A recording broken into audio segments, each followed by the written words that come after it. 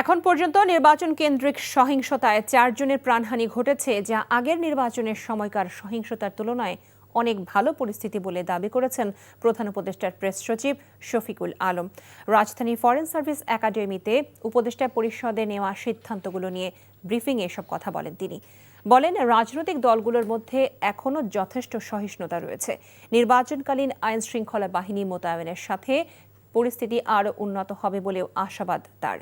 শফিকুল আলম বলেন, প্রধান উপদেষ্টার সভাপতিত্বে উপদেষ্টা পরিষদ কর্মক্ষেত্রে ও শিক্ষা প্রতিষ্ঠানে যৌন হয়রানি প্রতিরোধ অধ্যাদেশের অনুমোদন দিয়েছে।